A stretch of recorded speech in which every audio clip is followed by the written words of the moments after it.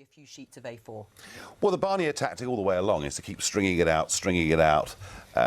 He's very good at that. Interesting, I thought, the way that Northern Ireland wasn't discussed at the summit last week, but is pushed forward into June. Look, we are going to get, of course we're going to get a free trade deal on goods. They sell us 80 billion quid's worth a year more than we sell them. On services, we're not going to get a complete free trade deal, no. But will MPs actually know what they're voting on? That's a very good question, actually, because people say the public didn't know what they were voting on. Whether MPs understand it as well either, I don't know.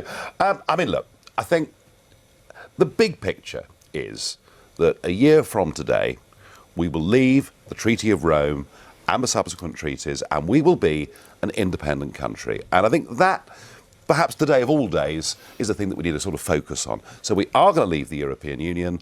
I personally can't stand some of the concessions that have been made, but in the big historical shape of things, I think it's pretty clear now that Labour are not going to push for a second referendum. I feared for a bit they might, but I felt with what Corbyn did to Owen Smith, and I felt just listening to Emily Thornberry and others. So I think we're going to leave the European Union this time next year. There'll be a heck of a lot to sort out. And you know what? We will be arguing details of Brexit for the next 2 or 3 general elections. Right. Do you agree with Nigel Farage that we will leave next year? We'll get a trade deal with goods, but perhaps not services? Well, what people in Wakefield are telling me is that what they were told in the referendum has not been delivered. Control over their borders, which we're not going to get anytime soon. Control over the money when we're going to be paying into the budget for Nigel's pension till 2064, if he lives that long. Maybe. I'm on a UK parliamentary scheme, same as you, actually. But hey, there we are. But it's and the third thing is leaving the European Court of Justice. None of those things are going to happen. They're worried about the cost of their shopping going up. They're worried about the cost of their holidays going up.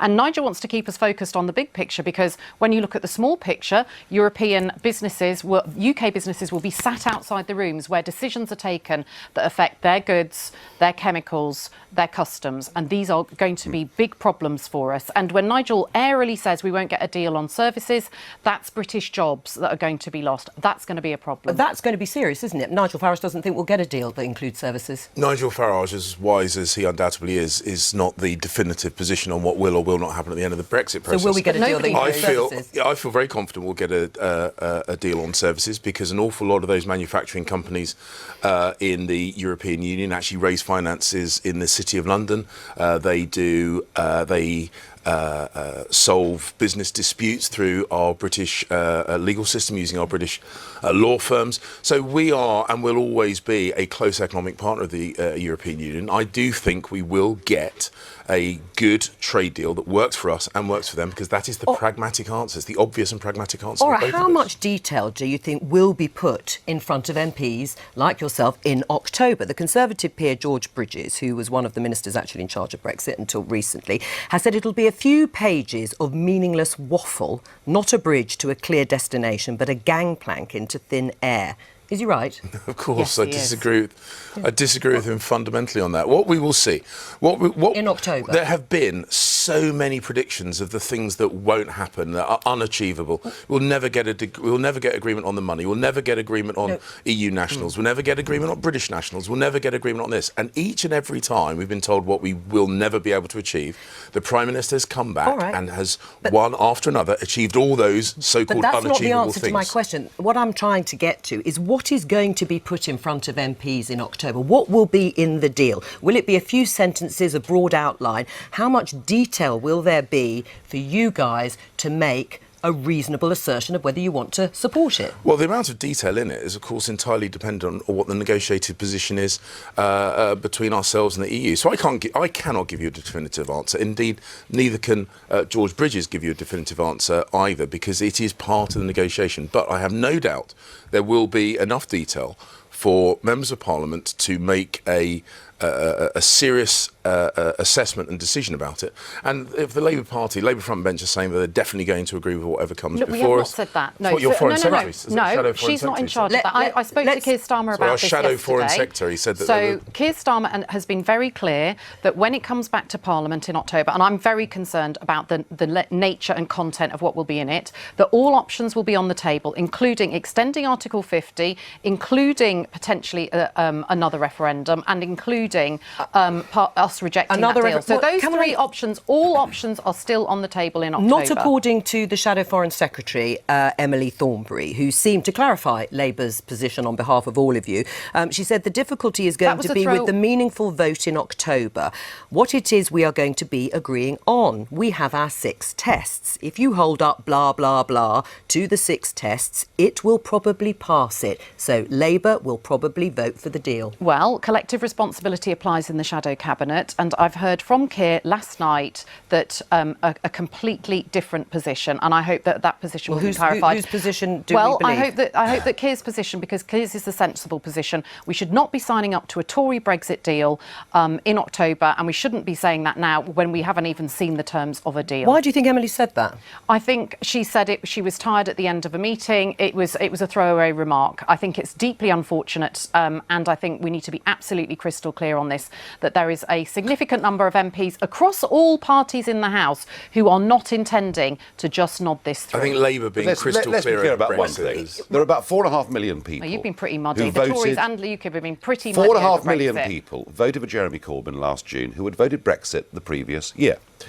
And if the Labour Party was to sign up to an extension of Article 50 or to support a second referendum, it would cost you the next election. It's a vote on the final deal, Nigel. It's not a second referendum. And I think Jeremy Corbyn has recognised that without Brexit voters, Labour cannot win the next election. That's the reality of this. And, you know, we can get stuck in the weeds over the complexity of trade deals. But here's the reality. Brexit is what we make it. We will be as good through Brexit as our government wants. And hang on, only 15% of the global economy is in the Eurozone. There's a great big exciting world out there. Right. We can give people cheaper food, cheaper bras, cheaper shoes. It's a massive opportunity. So you say, but actually when it came to winning over those Labour voters, those Labour Leave voters, UKIP didn't manage it. So, I mean, maybe those Labour voters think they'll stick with Jeremy Corbyn. They know he's a Eurosceptic, really, and they will stay there. It depends on how Labour behave over the final vote and what they want. Can I just ask also about the government? Because doubts about whether the government will be able to achieve a comprehensive trade deal that might include services too. I mean, James is right to a certain extent that she has, Theresa May, managed to get through the divorce bill and the divorce settlement and agreed a transition. Why couldn't there be a comprehensive deal that does include services? Because Barnier does not want that, and he's made it very clear. Look, we'll be told there's a deal on financial services. It won't be complete. But you know what? The European single market on financial services isn't complete now. We still can't retail insurance services in Germany or whatever else it may be. Look, the most important thing to come out of this is, with or without a deal, when you talk about financial services, the City of London is still, in the rankings this week, the #1 financial capital in the world, and Frankfurt is 20th. And that's what you need to know. Let's go back just briefly before we end this discussion on the detail that's going to go before MPs. Will it say specifically what our future immigration system is going to be in that deal that is put to the Commons? Well, our UK immigration system will be set by UK government. That's the whole point. But the government Brexit. said there would be an immigration system, a new immigration system post-Brexit. So will we know what type of visa system there'll be? Will it continue with the point system? Will we know that in October?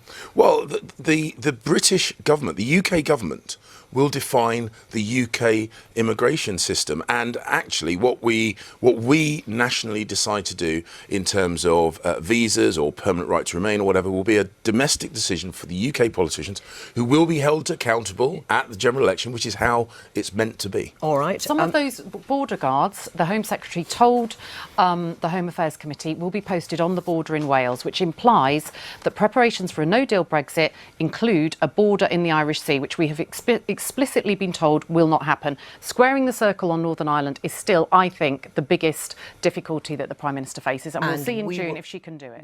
You didn't, frankly, have the balls to put country before party.